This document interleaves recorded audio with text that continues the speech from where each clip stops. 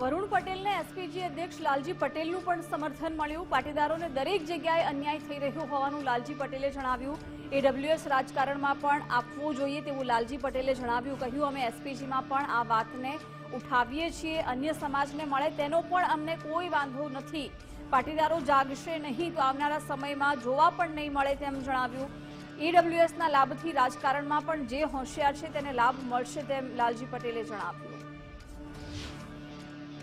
Public એવું ઈચ્છે છે કે ભાઈ તમે પણ આ ઈડબ્લ્યુએસની વાત અને રાજકારણમાં પણ આનો લાભ મળવો જોઈએ એવી વાત ઉઠાવો, તો એટલા જ માટે પબ્લિકની વાત લઈને અમે પણ એસપીજીની અંદર પણ આવી વાત ઉઠાવીએ છીએ અને સમાજના જે પણ લોકો આ વાત ઉઠાવે છે એમને અમે હરમે સમર્થન આપીએ છીએ। અને વરુણભાઈ જે વાત કરી કે દૂર દૂર સુધી દૂરબીનમાં જોઈએ તો એ પાટીદારો આવનારા સમયની અંદર રાજકારણમાં જોવા નહીં મળે કે સારા ક્ષેત્રમાં જોવા નહીં મળે, એ વાત સાથે હું સહમત છું કે આવનારા સમયની અંદર જે પાટીદારોની અત્યારે દશા થઈ રહી છે, જે તકલીફો પડી રહી છે, સમાજની અંદર જે અન્યાય થઈ રહ્યો છે, એ આવનારા સમયમાં ચોક્કસ આવનારા સમયની અંદર પાટીદાર સમાજે જાગવું પડશે, નકર આવનારા સમયમાં પાટીદારો કે જોવા પણ નહીં મળે।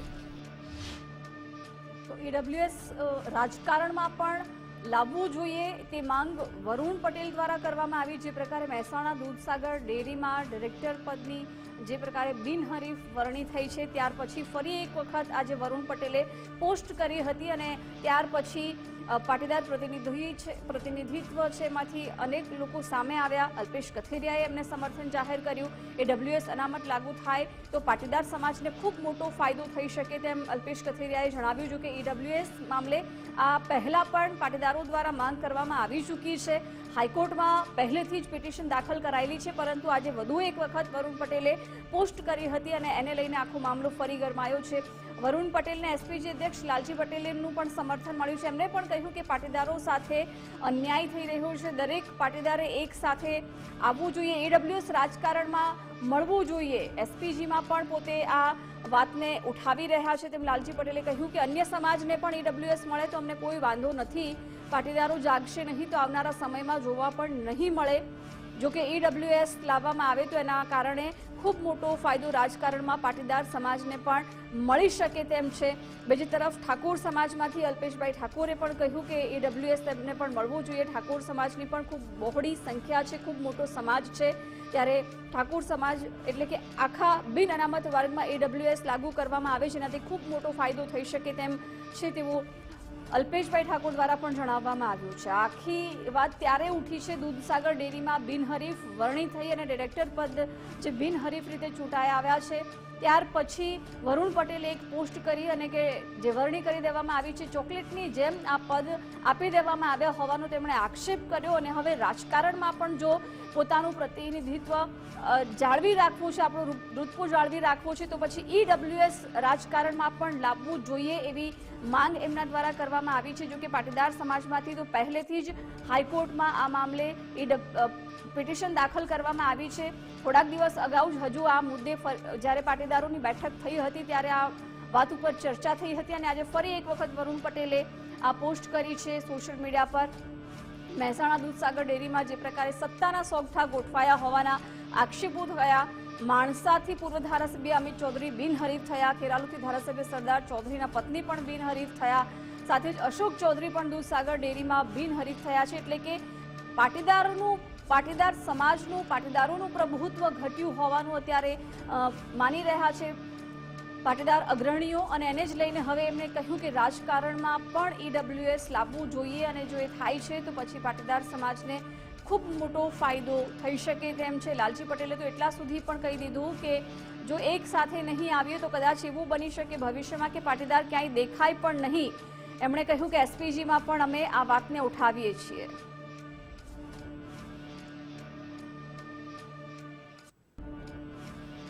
અને આ આખો મુદ્દો ઉઠાવવામાં આવ્યો છે, વરુણ પટેલ દ્વારા પોસ્ટ કરવામાં આવી છે। વરુણભાઈ પટેલ સાથે આપણે વાતચીત કરીએ, ગુજરાત ફર્સ્ટ સાથે તેઓ જોડાઈ ગયા છે। વરુણભાઈ, ખૂબ ખૂબ સ્વાગત છે ગુજરાત ફર્સ્ટમાં। પહેલા તો જે ઈડબ્લ્યુએસની માંગ કરવામાં આવી રહી છે, અત્યારે શું અન્યાય થઈ રહ્યો છે પાટીદારો સાથે, અને જો ઈડબ્લ્યુએસ લાવવાની તમે માંગ કરી છે, હાઈકોર્ટમાં પિટિશન છે, એવું થાય છે તો શું ફાયદો થશે પાટીદારોને?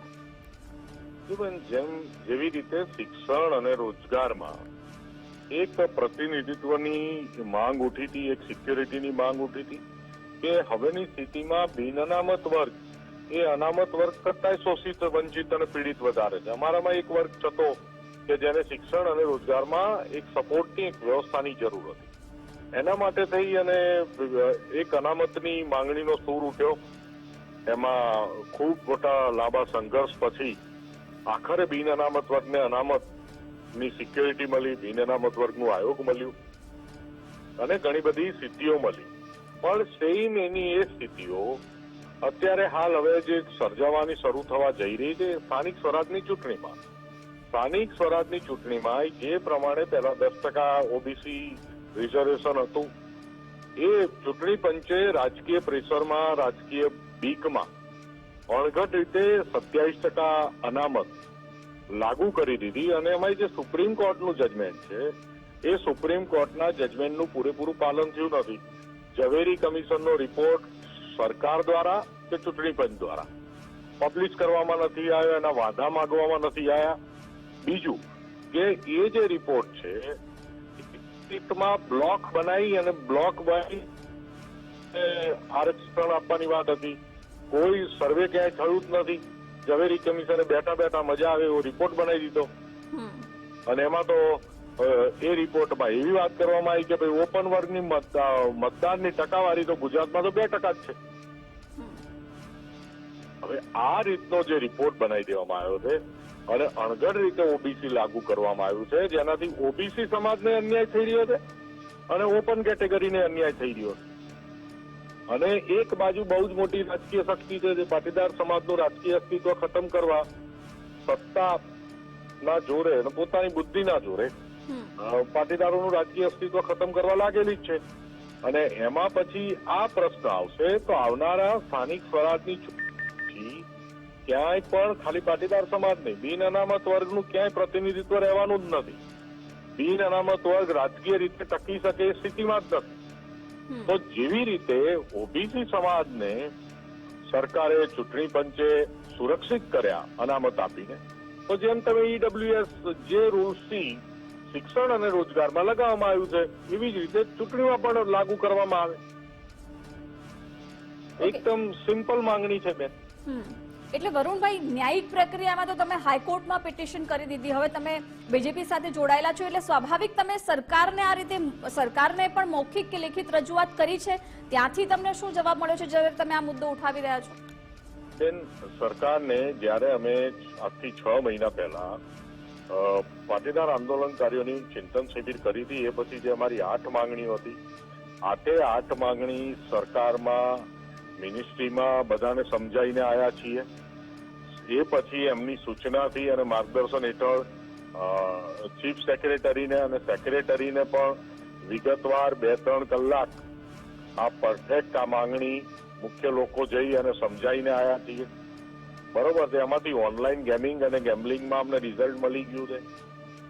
બિન અનામત વર્ગના આયોગમાં ડિરેક્ટરની નિમણૂકમાં રિઝલ્ટ મળી ગયું છે. પણ એક ભાગેડું લગ્ન પ્રથા અને ઈડબ્લ્યુએસ લાગુ કરો, આ 2 વિષયમાં હજુ અમને કોઈ પરિણામ મળ્યા નથી કે સરકાર તરફથી કોઈ ઓફિશિયલ સારો કે ખરાબ કોઈ પ્રત્યુત્તર મળ્યો નથી. અમે સરકારના પ્રત્યુત્તરની રાહ જોવા માટે થઈને હમણાં અમે જે જનજાગૃતિના કાર્યક્રમો હતા એ પણ હોલ્ડ ઉપર મૂકેલા હતા. જો સરકાર આમાં રિઝલ્ટ કંઈકનું કંઈક અમને સ્પષ્ટતા નહીં કરે તો આવનારા દિવસોમાં અમે સમગ્ર ગુજરાતમાં જનજાગૃતિના ફરીથી કાર્યક્રમો શરૂ કરીશું.